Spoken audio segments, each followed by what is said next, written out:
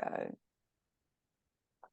Hello and welcome to Reawakening the Sacred Self, deepening our connection with our authentic soul, where we have gathered together Indigenous elders, wisdom keepers, spiritual teachers, healers and inspirational speakers to share their wisdom and insights as to how we can integrate our spiritual practices more deeply into our everyday, thus deepening our connection with our authentic soul.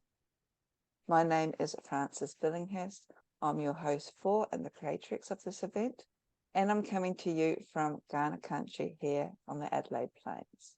So I would like to welcome everybody here. Manina Padni, thank you for joining me. I am delighted to be speaking with Elizabeth Berkovici. Welcome, Elizabeth. Thank you very much for being part of this event.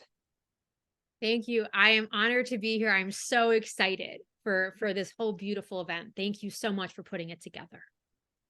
You're more than welcome. And of course, the honor is mine.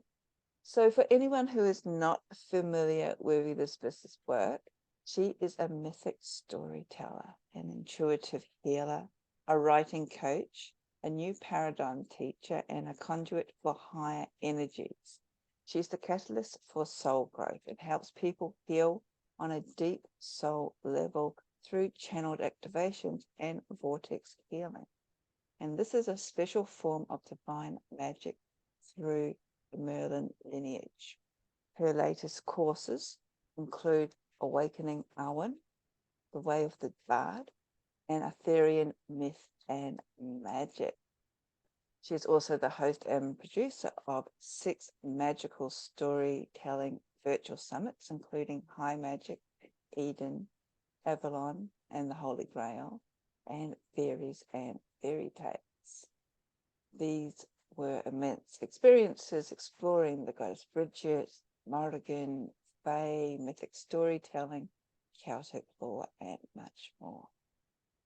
Elizabeth holds a MFA in creative writing from the Emerson College and a BA in English literature from Skidmore College.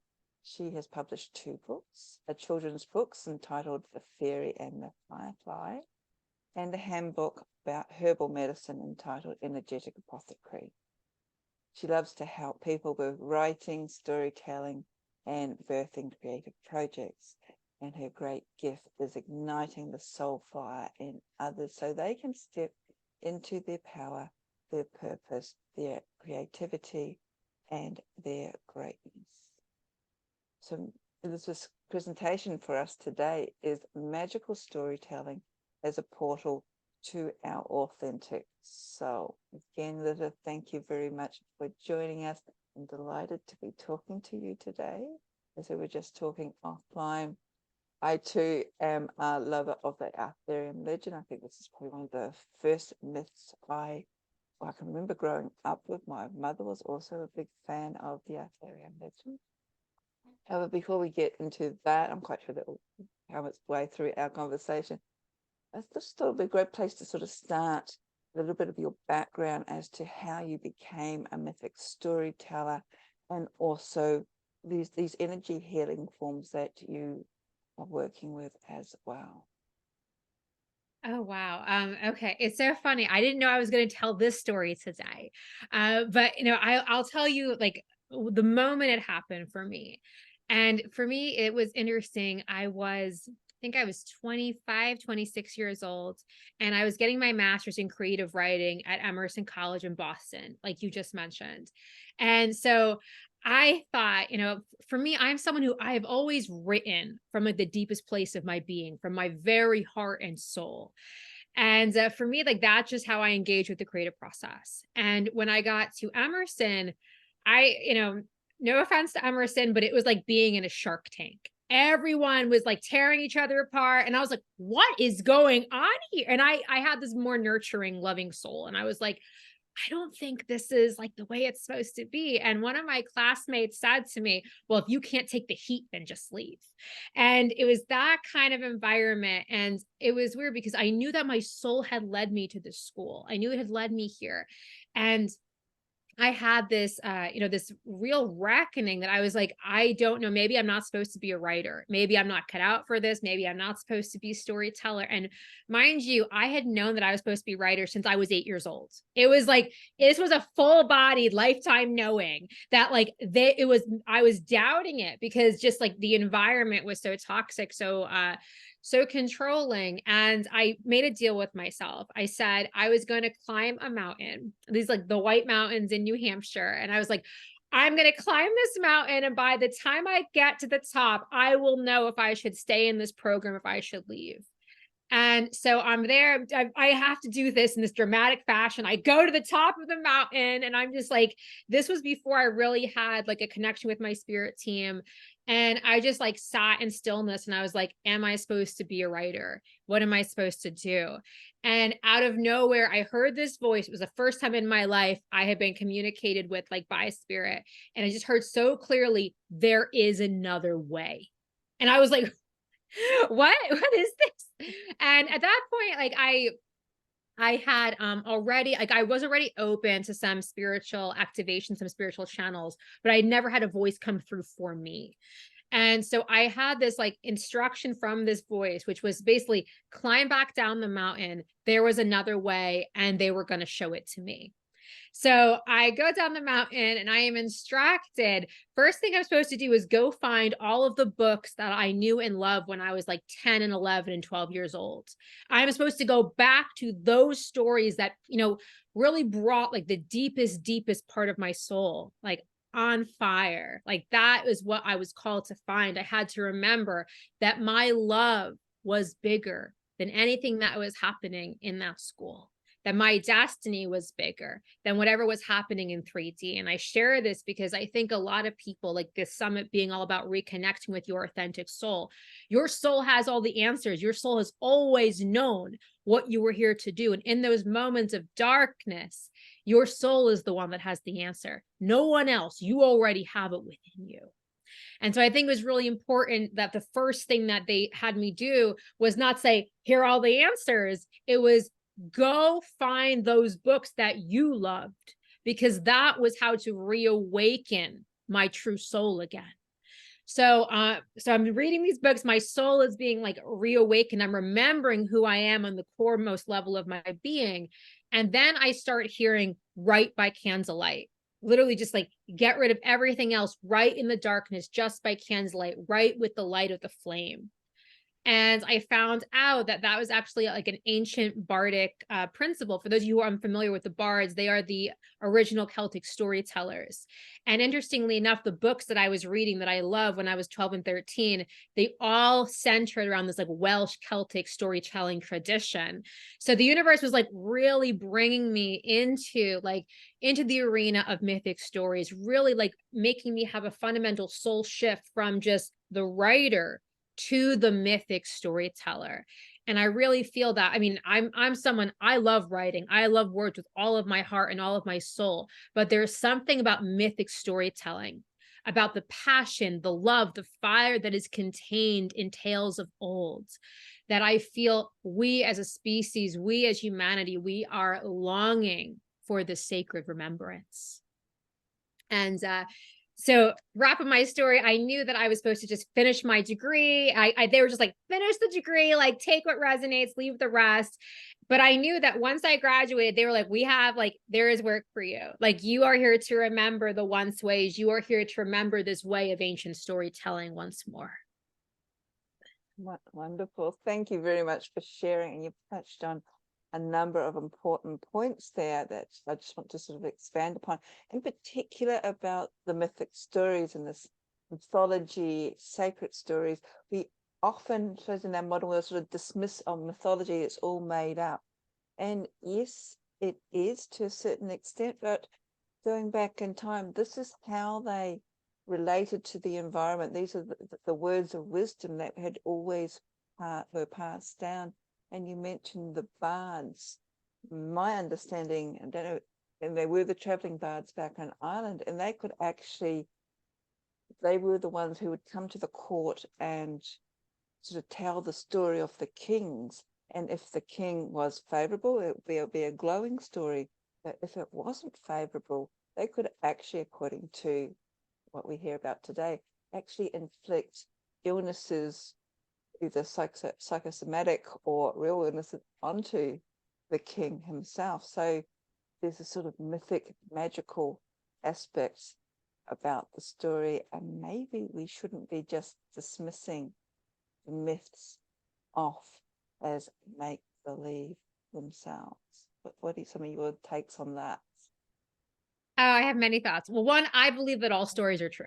It's like, so the whole it's like make believe, like there's someone who said this to me and I forgot it. It's like make believe. It's like, it makes you believe. So I love that. I love to bring that transmission through, because every story, like, it happened to someone at some point in history. Everything has happened. We really live in this, I see it as an infinite tapestry. So, and I see reality itself as a never ending story. So maybe one legend might have been exaggerated just a wee bit. But guess what? That happened to someone else exactly that way. Because the universe is infinite, because creation is infinite, really, like, every story contains infinity within it. And I also love what you're describing about the bards going to court. And one thing I have to say, the bards did have their own form of magic that they wielded. The magic of awe and the magic of stories flowed through them. And they were also really instructed in very ancient, specific magic that was there to enchant their audience, to bring them into an experience of wonder, awe, rapture. And, I really feel like to bring people into like the deep knowing of what it is to be alive, because that's really what stories do. Like, even though we might hear, oh, this is about a marriage, this is, about like the birth of a king, what we're hearing, it's like we are wanting to feel alive when we hear that story. That's why we go silent. That's why, like, suddenly there's just like this anticipation, this inhalation of breath. We're like waiting on the storyteller's every word, because for a moment we have lost ourselves and we are in the pure bliss of the present moment, the pure bliss of life itself. And so I just really feel that, when you said, like, are the stories true? Are they not true? They're all true. They're all true. But also I want to speak to what you said about the good kings and queens versus the quote unquote not so good ones. Yes, the most important thing in the days gone old was that the bards would sing songs of you, that they would sing well of you, that your deeds would be remembered throughout the ages, throughout time. And I just love this so much. Conversely, should you do something of ill repute, should you do something not so nice, the bards would sing of it too. And in some ways, it was the storytellers, the bards, that actually kept the kings and queens in check, because they knew their actions would be remembered. They knew their stories would be told. The bards really held the wisdom. They held the wisdom, not just of the different villages in their time, but all of the genealogies, all the family histories throughout the ages. So they really were not just the lore keepers, but the ones who brought the identity, the essence of the people from one generation to the next. And as you were talking, especially at the beginning, about how the importance of stories, how they sort of like hold us in awe, I was getting visions of, when you think back to when you mentioned this pivotal time in our lives from about 10, 12 years old, or even a little bit younger, with children, when they go and listen to a storyteller, how they are really engaged in it. Or even as adults in some countries, I know, especially in England, they do pantomimes, and how everybody gets involved in those stories. And we seem to have lost that sort of awness, this wonder. In our modern world, we're so distracted with what I call mundane things, but it's through these stories that, as you mentioned right at the beginning, connects us with the sacred. It connects us with the soul. It also can transport us to somewhere where we're supposed to be more aligned with, away from all the distractions in our modern world. So being a mythic storyteller and having this deep passion for the stories, what are some of the ideas or suggestions that maybe people can connect more with the stories, with their authentic soul, to allow the stories to come through? Well, one thing that like really came through when I was preparing for today is really connecting to your mythic self. And so this is at an archetypal level. You may feel connected to the wizard. You may feel connected to the queen, the king, the sage. And I once heard this is something that I want to try to explain this concept clearly. I think that a lot of people start out and they really kind of exist on the identity level, like in society. It's like, I am the lawyer, I am the teacher. Like, that's like, it's their role in society. And then as they kind of move beyond that, it really becomes like, wait, it's not just this society, it's who am I in this larger world? This world that has been here for millennia, this world that has seen all things. Like, who am I? Am I the leader? Am I the one who inspires hope? Am like that is really the question. It's who am I? Why am I here? What am I here to do? And these are mythic questions. These are soul questions. This is different than like, should I be a doctor? Should I be a lawyer? It's like, am I called to help people? And if I am, how am I called to help them? And, one thing that I really love is I connect so deeply with King Arthur, all of the Arthurian legends, but really him in particular, because I feel that there is no one more committed than a king. A king, like, even though it seems like they have the ultimate power, they are committed to serve the wide world. And I really feel that all of us, there is something that we are here to bring to this earth. There is something that we are here to grace this earth with our presence, with our magic, with our power. And I feel like when you look at Arthur, this image of the king, or if you prefer the archetype of the queen, it really is us and our sovereignty. These stories teach us to return to that sovereignty, not there is a narrative that's, really present in our world today, which is one of disempowerment, one of powerlessness. And, I won't go into like, I do think there is an agenda behind this. Like, wanting to make people feel disempowered. And the stories are here. They are the sacred manuscripts. They are the way showers. They are the ones that tell us you are powerful beyond measure. Do not forget. Know this. Feel into the mythic essence of your soul, and you will know how powerful you are. And so really that's why I do feel that these stories, they are blueprints. They help us shape shift. They help us move from the maiden into the queen. Even if we need redemption, the stories show us how to do this. And so that is really what I feel as wanting to come through right now in regards to your question. No, that's wonderful, and sort of reminded us that often we see something like the king or the archetype of the king, the hierarchical figure, and we see it as the ruler over. But as you reminded us, the role of the king is one of great service, and often and also great sacrifice as well. And thinking back to the Arthurian legend of King Arthur, because in that story, or interpretations of that story, and this can be found in other myths as well, especially from the Irish stories where the king had to be married to the land, had to be married to the goddess of the land.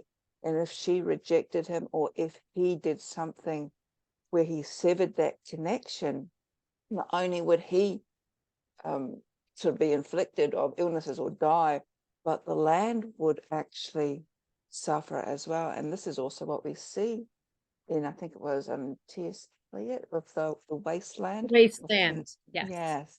And that again is but you said the moral aspects, the underlying pinnings of the story is a reflection of how we can not only live our lives, but our connection to our environment and also to our deeper self as well. Just need to move beyond the layering, the top layer, and dig a little bit deeper into the mythic aspect of the stories. Yeah, no, I love that. And I really love that you brought that up with the land, because like people don't know the divine right of kings, really, it actually comes through the land. The land chooses the king, the land chooses the queen.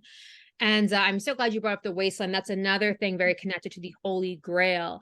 It really is this idea of the Grail restoring Eden paradise. And a lot of times we look at the world outside of us, and especially where I am, I live right next to New York City, and it's just like concrete and tall buildings. And I have to, like, in my heart, feel love for the place itself. Um, parts of this land, I work with them, but in my heart of hearts, I do see this as almost a wasteland. And I do really feel like part of what we are here to do is to restore Eden, is to restore paradise. And we do that. When we spoke a moment ago of like the divine right of kingship, like the land chooses the king. Same thing in this case, except that I really feel it's the earth. There's a concept, it's called the anima mundi, and this is the soul of the earth.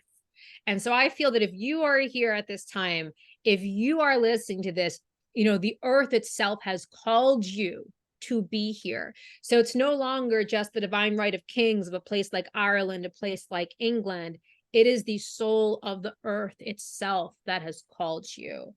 And I really do feel that we are all here together to restore heaven on earth, to bring paradise. And this is really in the blueprints of the Arthurian legends. The stories are wanting us to remember our power to do this.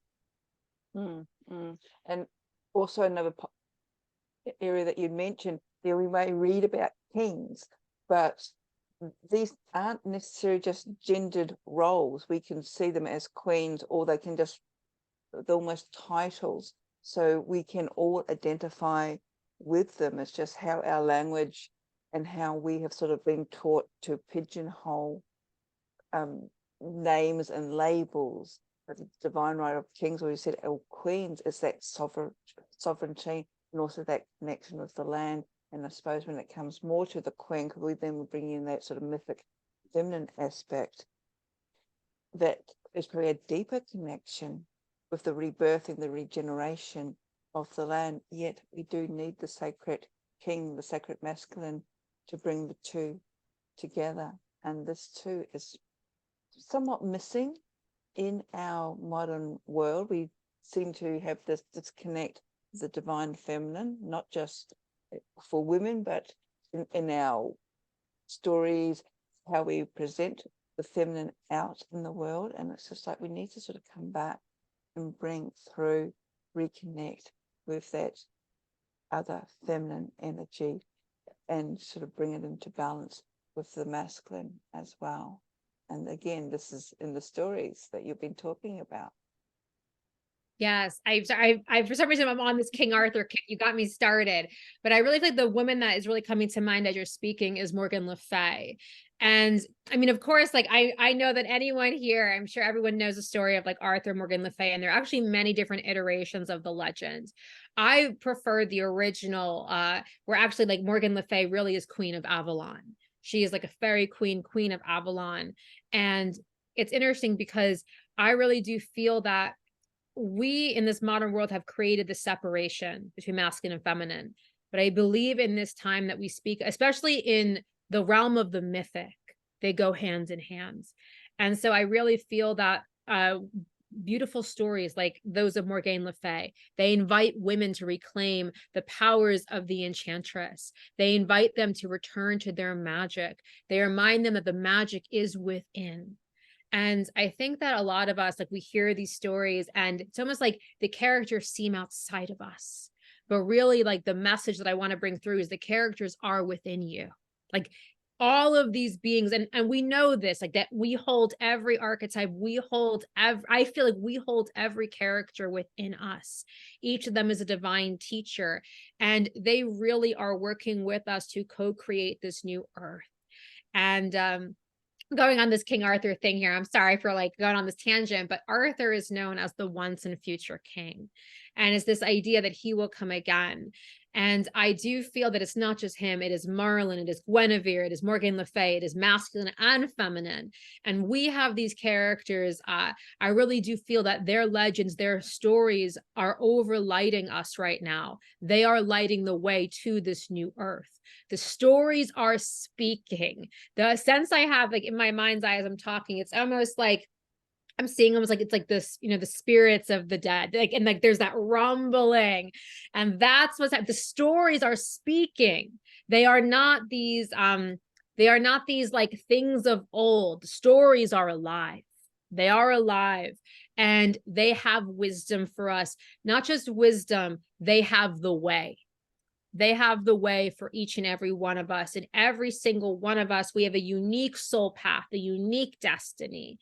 And that's why you can hear the same story. Two different people can hear the same story and hear it completely differently, because there's sacred medicine for each of them in it. And so I really invite you, whatever stories you are drawn to, there is wisdom, there is medicine that is for your soul and yours alone. And do not listen to someone else's interpretation of the story unless you feel guided to. But in general, let your soul you. Let your soul be the wisdom keeper that brings you to the story that has your destiny, that has your message, your wisdom. Oh, that's so powerful. And it sort of ties back in what you're saying about Morgan Le Fay. She also, we've got so many connections here, a favorite of mine. And when I was studying Celtic myths many, many years ago, I was so thrilled with her evolution, or devolution, should we say, through the different stories.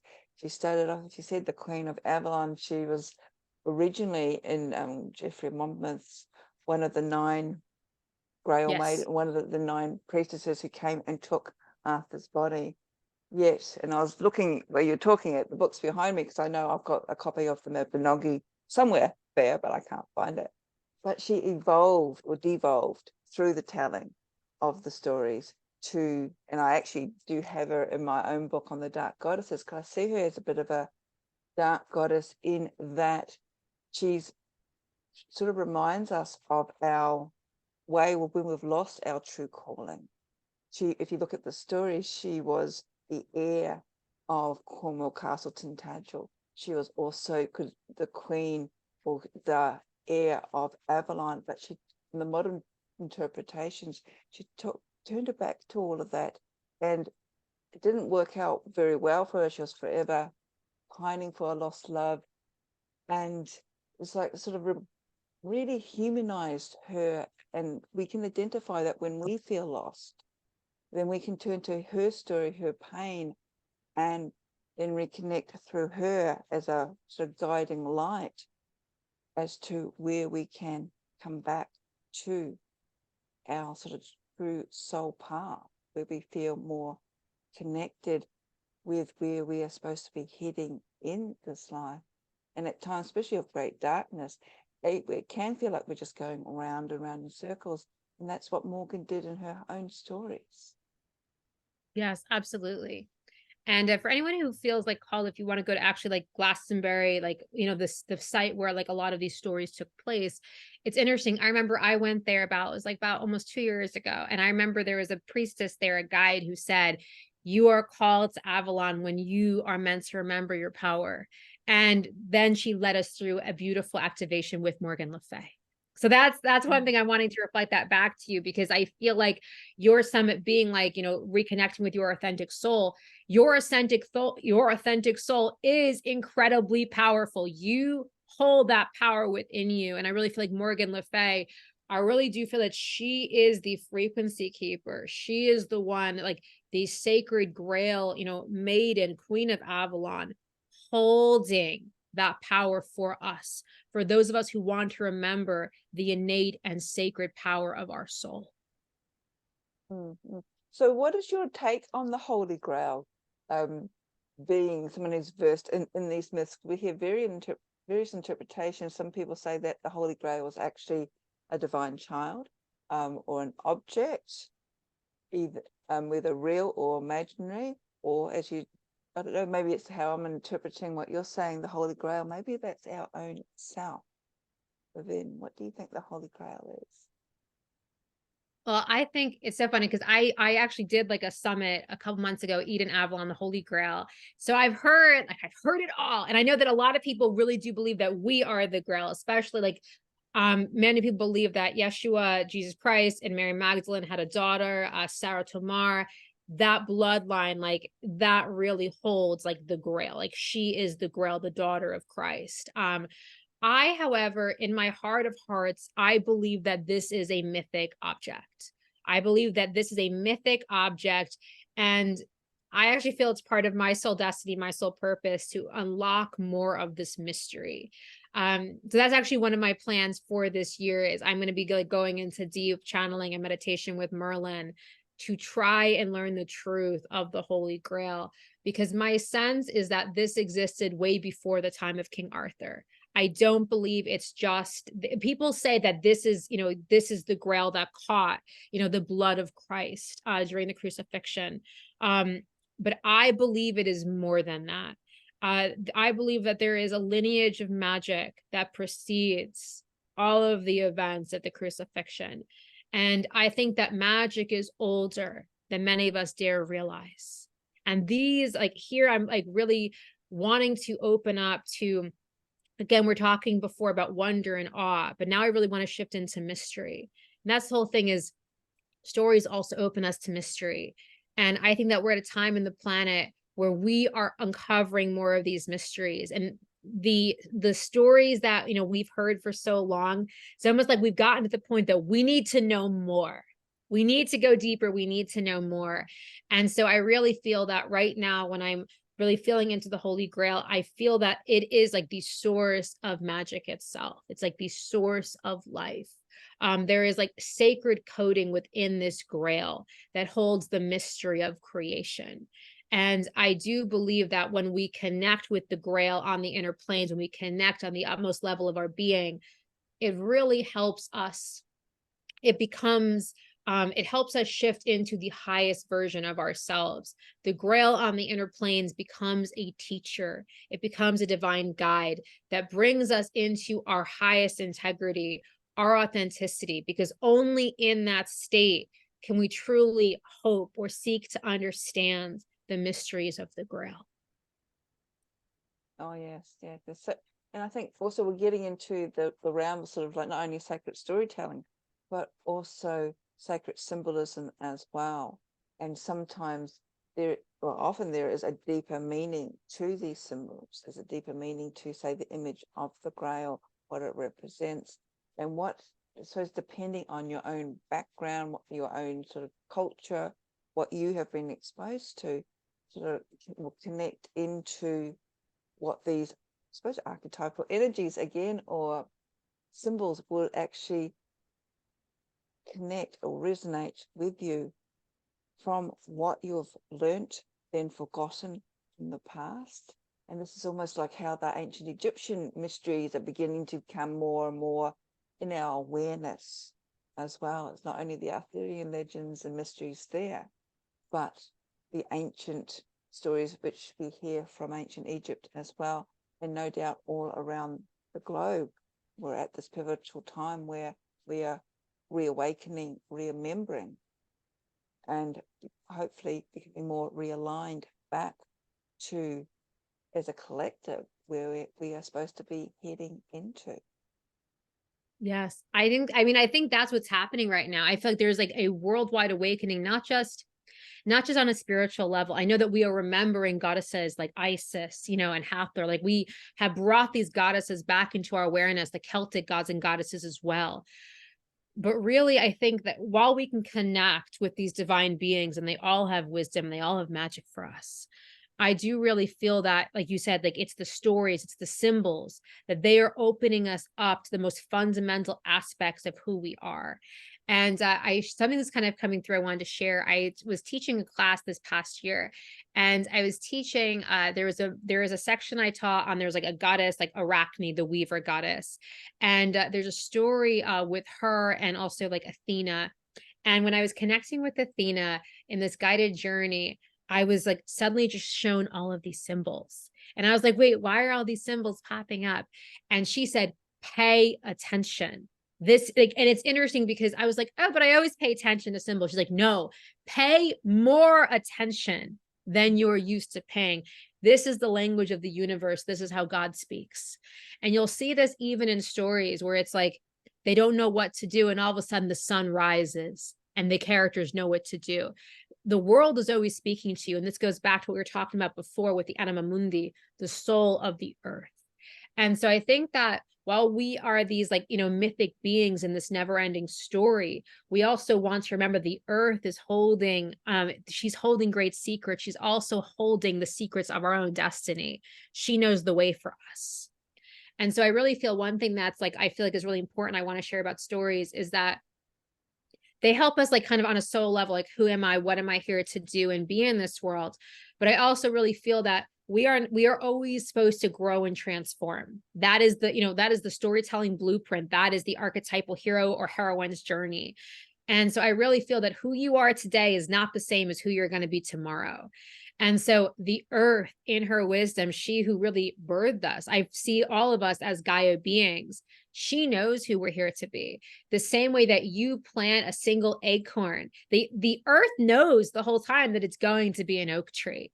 And so the earth has that knowing of you and that knowing of your destiny. So listen, pay attention to the stories of the earth, to the messages of the earth, for she too has wisdom. She too has magic for you. Well, that's so powerful.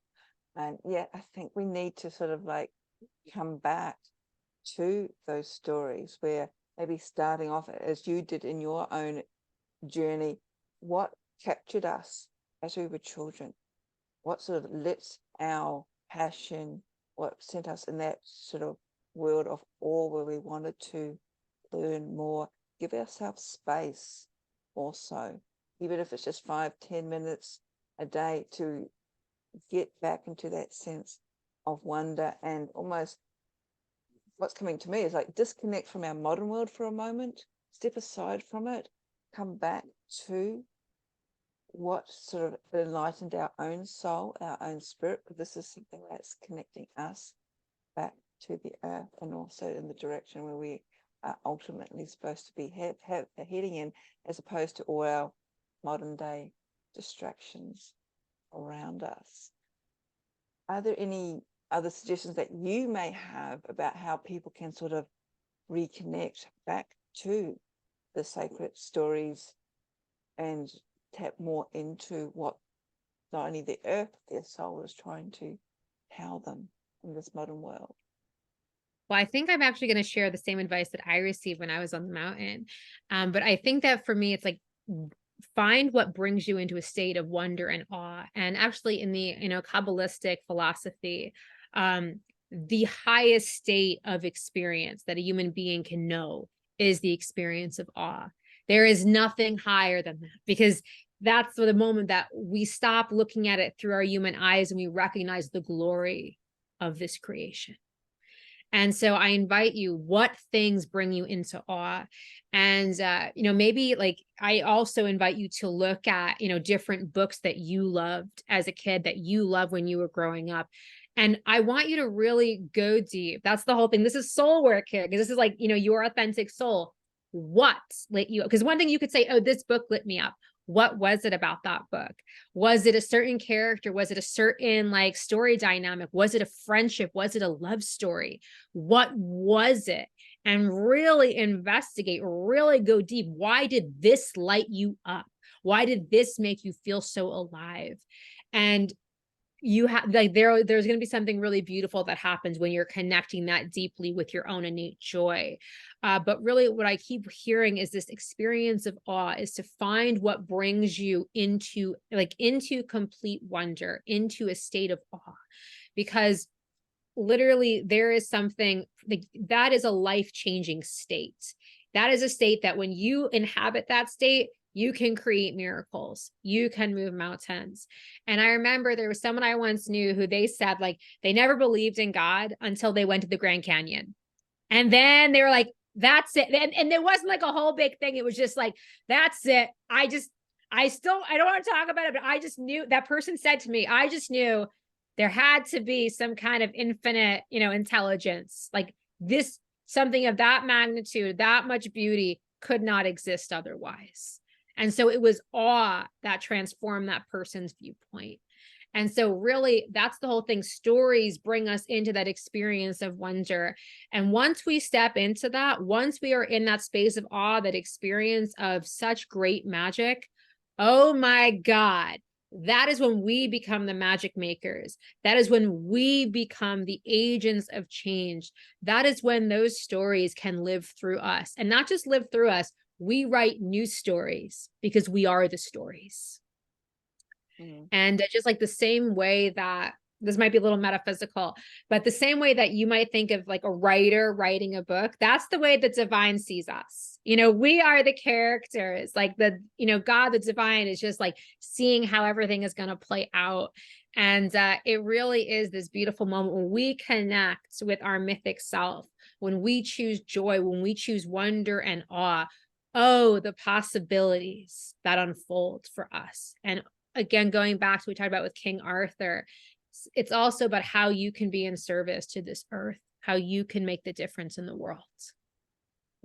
It's definitely just beyond and yeah, our modern world was sort of it's been trying to get us back to just focusing on our own self, our own individuality, and without even any connection to not only anybody else around us, regardless of whether the family members or the wider community, but it's distanced us really from our relationship with the planet, with the cosmos, with everything else, which we are all intimately connected with, because we are nature, we are the earth, we are the stories, and which we are actually running out of time, unfortunately, Elizabeth. And I just wanted to sort of, because you are a storyteller, you've written your own books, and some of your courses sound really amazing. Just thought maybe we can sort of tie all this in and saying, well, do you have any courses coming up, or would you like to talk about some of the courses that you've had before that have helped people go through looking at the sacred stories and how they can maybe rewrite their own myth or empower their own selves through it? Yes. I do want to say that for anyone listening, if you want to connect more with me, I have a beautiful free gift for you. And that's a beautiful guided journey to meet your inner storyteller. So I know that Frances is going to provide that link for you. But in terms of things I can invite you into, if you want to learn more about King Arthur, I have a beautiful course, Arthurian Myth and Magic, which I taught last year, but you can find it on my website. And what I really want to invite you into, it's going to be happening right around shortly after this interview series airs. I'm actually doing an interview series of my own, and it really is going to be all about like a reclamation, everything we talked about today with with Arthur, and it really being about like us bringing back like the beauty of the earth. My intention for this beautiful series is that it's going to be a fundraiser, so that like everything, it's going to be a free event, but that if people buy the recordings, all proceeds will go to a beautiful organization called Wolfgang Reforest. And so that is actually going to be repopulating like the beautiful, population of trees in Ireland. And I'm sharing this because one of the things that I will be really talking about is this Arthurian initiative. That's the way I want to talk about. Really, like this is the restoration of Eden. This really is us like taking the wasteland that so many of us find ourselves in and saying, no, I choose again.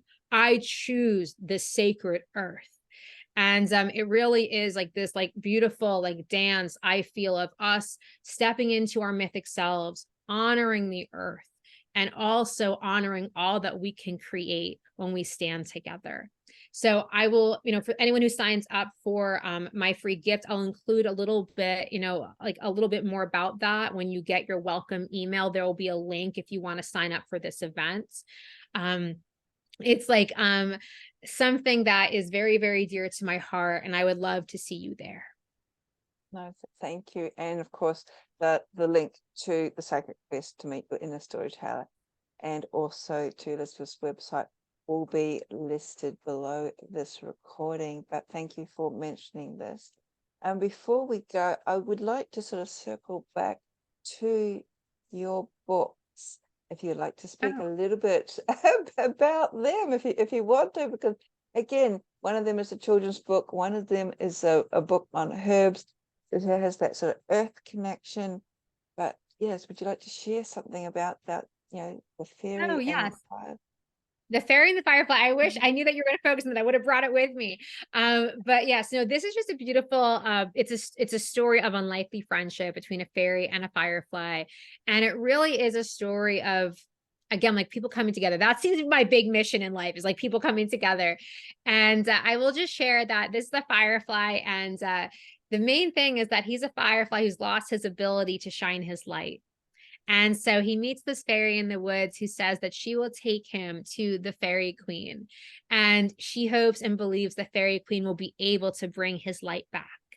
And this is a small story for kids, but of course, I feel like it has mythic implications, the restoration of the light. And really, this is just a beautiful book. It's probably for ages, like I'd say, probably 6 and 7 years old. So, like, if you have, someone in your family, or if you know somebody who would be in this age group, the illustrations are beautiful. I can say this because I didn't do them. It's like they're beautiful. And I really put my heart into this. I wrote this a couple years ago, and it really, like, the initiative was to really just like bring more light, bring more joy, bring more magic to the world. And the energetic apothecary is something I wrote, I put together in the pandemic. I had wanted to write this book for years, and it talks a little bit about my healing journey through different herbs. And there's a lot of ancient wisdom. I spent a year actually teaching English in China, and so I learned a lot about Chinese herbs. And I know that I've had different lifetimes being in China, like really working with this like sacred Chinese herbal medicine. So I really poured all of that wisdom into the energetic apothecary. If you want to check that out, it's on my website. So they're very, very different, but they are both books that are really meant to, again, like the word that's coming through for me right now is wholeness. And I genuinely feel that if you're drawn to fairies and magic, go for the children's book. If you're really wanting to connect more deeply with herbal medicine and the earth, check out like the energetic apothecary. Thank you, Frances, so much for bringing that up for people here. Oh, you're more than welcome, because the title, especially of the children's book, and how you were talking about it, it just sort of intrigued me. And I'm thinking, going, yes, a lot of us, when you think about a firefly, that they have this light, but a lot of us may feel that we have lost our own light. So maybe we need to, even as adults, need to be taken to our fairy queen, however that archetype appears to us, so we can regain or get inspired to find that symbolic light. And we're coming full circle back to what we were talking before, the sacred stories, the archetypes, sacred symbolisms that are very oftenly found in children's books as well for us adults. Yes, I know. I think children's books are always for adults too. The best ones. They're always, we need that. We need that spark of joy just as much as they do. And I know I appreciate that, because I think sometimes, I mean, that's part of the whole thing with stories. I know like we're almost out of time, but the whole thing is, if it was just someone going on a journey by themselves, it wouldn't be that interesting. Part of being here on this mortal coil, so to speak, is that we get to go on journeys and adventures together, that we get to go on epic quests, that we get to find our soulmates, our soul family, our brothers and sisters, even if they are in the form of a fairy and a firefly. That's really what I want to share, because it really is, I just feel like for me, stories bring people together. And when we read, like, they literally, from the ages past, the bards would come to the villages. This really is full circle, and the people would gather and come together. More so when you hear a legend of the past, or even like we're talking about, like with the fairy and the firefly, the characters have to come together. The fairy and the firefly, they need to join forces in pursuit of this greater quest. So really, stories at their heart, it is about coming together. It is about, again, like these separate forces really all coming together and uniting, I feel, on a deep soul level. And it's that union on a soul level that creates transformation, that creates magic. Mm, mm. And what's going through my mind where you're just saying that, it's not necessarily external as well, like people in our lives, in our connection with the earth. It can also be internally as well, coming together, bringing all our pieces together so we can step up and be of service as well. The sort of connection between the as above as below. So within, so without. Wholeness that is found in these sacred stories. Elizabeth, this has been absolutely a delight listening to your wisdom. So thank you very much for all you have shared with us today. It was my pleasure. Thank you so much for having me on this. I was so honored. I cannot tell you. And the honor too was all ours as well. So if you would like to find out more about Elizabeth, if her books have inspired you, have intrigued you, if you are interested in her upcoming summit or even what she has offered in the past, please check out her website, ethicalstorytelling.com. The link you'll find below this recording. And to everybody watching this, I'd like to say, Natalia, thank you. I hope you have enjoyed this as much as I have, and I look forward to seeing you again. Bless.